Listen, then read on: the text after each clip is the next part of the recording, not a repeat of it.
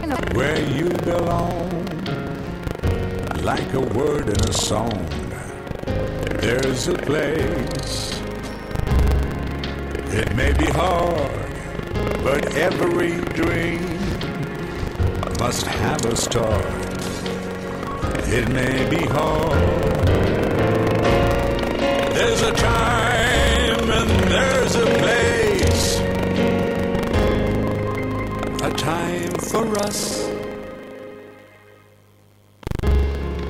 There's a time when you find your place.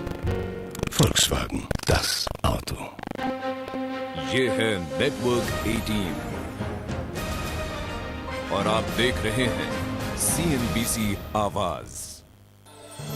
ये प्रस्तुत करता है Vinayak changing the skyline of Varanasi. Associate partner JBL partnership for progress.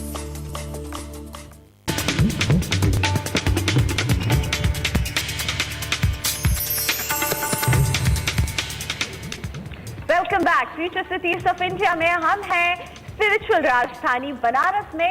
समझना है कि बनारस आगे की तस्वीर कैसे खींच रहा है, यानी तरक्की की भाषा कैसे बढ़ा रहा है इसे समझने के लिए यहाँ के बिजनेस कम्युनिटी हमारे साथ है, साथ में सरकार का पक्ष भी रख रहे हैं। लेकिन हम ब्रेक में जाने के पहले बात कर रहे थे हैंडलूम की और यहाँ पर बनने वाली साड़ियों की। जगदीश शाह, आप बता रहे थे कि वीवर्स जो हैं उनकी कमी भी आप लोगों को झेलनी पड़ रही है। एक तो चाइना से टक्कर है, ऊपर से जो कारीगर हैं क्या वो भी अब अपनी परंपरा को, क्योंकि ये एक फैमिली में उनके है, एक ट्रेडिशन है जो आगे बढ़ाते हैं, क्या उन्हें भी ढूंढने में आप लोग को दिक्कत हो रही है?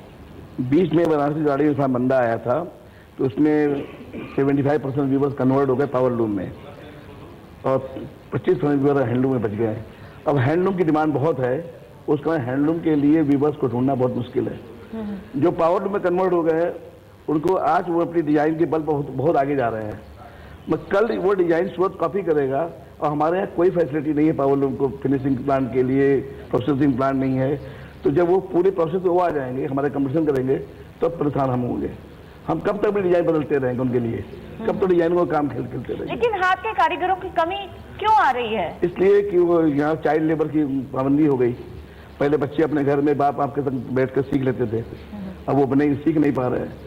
जो मुलायम उंगलियां थी वो घूमती थी, अब उंगलियां कड़ी हो गई, वो बीन नहीं सकते, केवल फेंक सकते। इसलिए जो है कमी पड़ती जा रही है। या गवर्नमेंट पूरा ध्यान दे, स्कूल खुलाए, पहले कोई भी प्लानिंग आने से पहले गवर्नमेंट पहले ध्यान देना चाहिए, बच्चों को सिखाए, उसके बाद उसको बैन करे। बिल्कुल, यानी वोकेशनल ट्रेनिंग की जो इतनी बात हो रही है, यहाँ पे एक पूरा डिमांड मौजूद है, लेकिन वो वोकेशन लोग नहीं सीख रहे हैं। नहीं सीख पाते, तो वीवर्स की नई पीढ़ी तैयार नहीं है। लेकिन इन सारी दिक्कतों का सामना करते हुए भी बनारस शहर में एंटरप्रेन्योर्स की, कारोबारियों की नई पीढ़ी जरूर तैयार हो रही है और वो पढ़ लिख कर, बाहर से बहुत सीख कर वापस भी आ रही है यहाँ के बिजनेस में शामिल होने के लिए। आइए देखते हैं।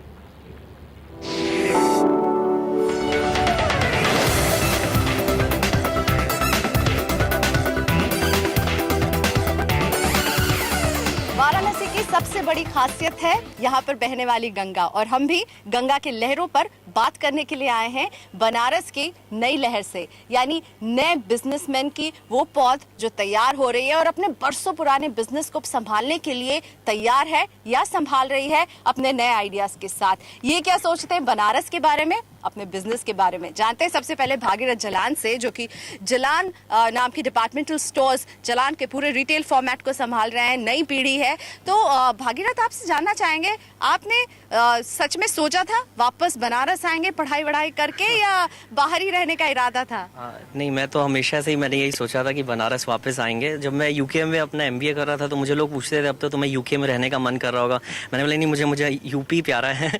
तो मैं हमेशा से ही प्रिपेयर्ड था वापस यूपी आने के लिए, बनारस आने के लिए, और बहुत ही खुश भी हूँ। तो कौन सी बात है जो आपको बनारस खींच कर लेकर आई है? यहाँ आप अपने बिजनेस को किस तरह से बढ़ते हुए देख रहे हैं, क्योंकि आप एक रिटेल फॉर्मेट जिसमें हमारे देश में अभी एकदम क्रांति आ रही है, आपने भी रिटेल के महादिग्गज से ट्रेनिंग ली है, मुझे पता है, इन्होंने बियानी साहब के यहाँ ट्रेनिंग ली है। तो अब किस तरह के बदलाव आप देख रहे हैं?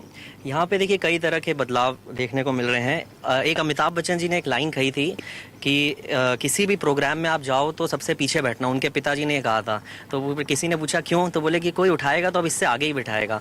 तो बनारस चूँकि जो ईस्टर्न यूपी जो हम लोग कहते हैं पूर्वांचल, इसको थोड़ा पिछड़ा हुआ माना जाता है। तो अब दिख रहा है जैसे आप पूरे अभी विश्व में भी देखेंगे कि ब्राज़ील, चाइना, ये सब जो देश पहले पिछड़े हुए थे अब वो आगे बढ़ रहे हैं, उनका टाइम आ गया। वैसे ही जो इंडिया में भी जो आपके ये जो पूर्वांचल है और छत्तीसगढ़, अलग अलग जो रीजन है जो कि पहले बैकवर्ड रीजन कहे जाते थे, अब उनका टाइम है आगे बढ़ने का, डेवलप करने का। तो एक अपॉर्चुनिटी देखते हुए, और चूंकि ये हमारा घर भी है, दोनों चीज़ एक अच्छा कोइंसिडेंस हुआ, इसलिए मेरा हमेशा से ही मन था कि बनारस में आके हम लोग कुछ करें अच्छा। यानी अब आपके राज्य की बारी है आगे बढ़ने की। यहाँ पर आशुतोष झुनझुनवाला है, झूला वनस्पति से हैं, जाना माना रिफाइंड ऑयल और घी का कारोबार करते हैं बनारस में, और खुद अब आशुतोष अपने बिजनेस को फैला रहे हैं। मुंबई में पढ़कर आए हैं, सीए की पढ़ाई करके आए हैं, बिहार तक पांव पसार रहे हैं अपनी कंपनी के, लेकिन बनारस अब क्यों वापस आए? मुंबई में पढ़ाई कर रहे थे।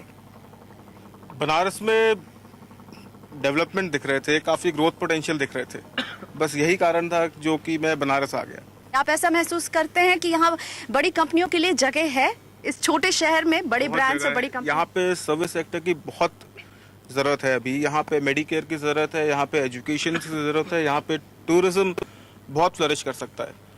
तो ये ऑब्वियस है कि अगर बड़ी कंपनीज आएंगी तो यहाँ पे उनको भी ग्रोथ पोटेंशियल काफी नजर आएगा। जी हाँ, शहर जरूर इनका छोटा है, लेकिन पूरा विश्वास है कि बड़े ब्रांड्स के लिए जगह यहाँ पर है। सिद्धार्थ गुप्ता है, इन्होंने भी लंदन में पढ़ाई की है, बनारस बीड्स इनका नामी वेंचर है यहाँ पर इनके पिताजी का, और ये अब इसमें मार्केटिंग और प्रोडक्शन संभाल रहे हैं। लेकिन सिद्धार्थ, आपने मुझे कहा जब आप लंदन में थे उसके बाद आपका वापस आने का मन नहीं किया, लेकिन वापस आना पड़ा?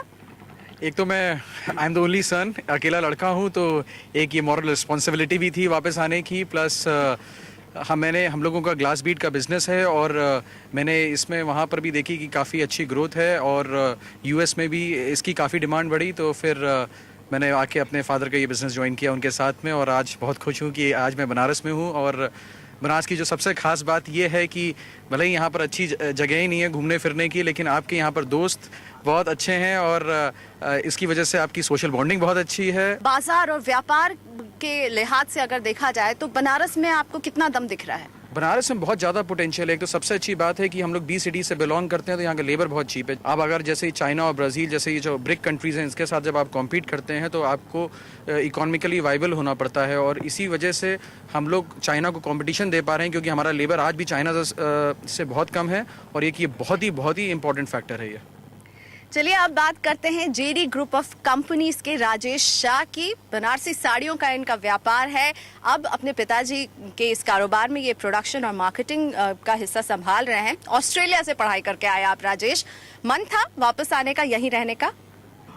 मेरा आने का तो मन जाने के पहले ही से था, कि एक्चुअली मैं गया ही था एक्सपोजर के पर्पस से कि I can come back in Banaras, और यहाँ की जो संस्कारिक चीज़ है, लाइक साड़ी की चीज़ है, और जो हमारा प्रोडक्ट है वो टिपिकली ट्रेडिशनल प्रोडक्ट है, और उसके लिए ट्रेडिशनल सोच होना बहुत ज़रूरी है टू क्रिएट दैट। एंड और ये जो सिटी है बनारस आपको हर ट्रेडिशनल चीज़ बनाने के लिए इंस्पायर्ड करती है, क्योंकि आप देखिए घाट यहाँ की गलियाँ, यहाँ के लोग, I mean these are added advantage for us कि उन प्रोडक्ट को क्रिएट किया जा सके। लेकिन बनारसी साड़ी हमेशा से ट्रेडिशनल साड़ी, जैसे आपने कहा राजेश, और भारी साड़ी, और इनका चलन कहीं ना कहीं अब थोड़ा सा कम हो रहा है, लड़कियां हल्की साड़ी पहनना चाहती हैं। ऐसे में आपके बिजनेस की बागडोर में आप जब संभालते हैं, आप प्रोडक्शन और मार्केटिंग का हिस्सा देख रहे हैं, कुछ बदलाव किए आपने अपने बिजनेस में? जी, हिंदुस्तान बहुत बड़ा है। हिंदुस्तान इतना बड़ा है कि साउथ एरिया जो रीजन है, आज पूरा बनारस का total sari industry is dominated by south India. South India में इतनी ज़्यादा पोटेंशियल है, और उतना ट्रेडिशन इतना स्ट्रांग है कि स्टिल वो प्रेफरेंस साड़ियों को अभी भी देते हैं, बनारसी साड़ियों। यहाँ इस शहर में आप कितना पोटेंशियल देख रहे हैं? क्योंकि कई लोगों से जब हम बात करते हैं तो सड़क ट्रैफिक इंफ्रास्ट्रक्चर का रोना भी लोग रोते हैं, तो ये सब आपको नहीं लगता इसकी उन्नति में बाधा बन रहे हैं?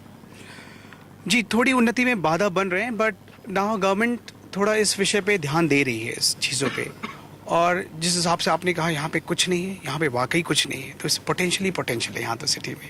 And I feel very strong future for Banaras. पे। तो ये है बनारस की यंग जनरेशन जो जानती है बहुत सारी दिक्कतें हैं शहर में, लेकिन उसके बावजूद भी बहुत सारे मौके भी देख रही है। और शायद यही बात है जो यंग जनरेशन किसी भी बिजनेस, किसी भी शहर, किसी भी प्रोफेशन में लेकर आती है।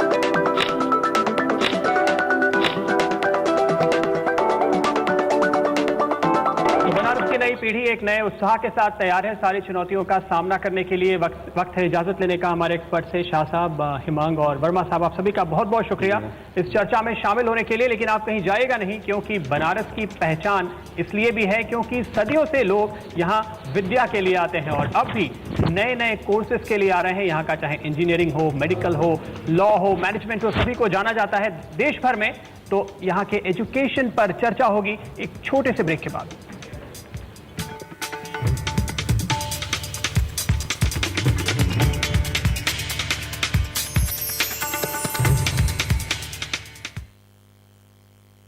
बैंक ऑफ महाराष्ट्र की 76वीं वर्षगांठ। वादा राष्ट्र सेवा का, रिश्ता विश्वास का। बैंक ऑफ महाराष्ट्र, एक परिवार एक बैंक।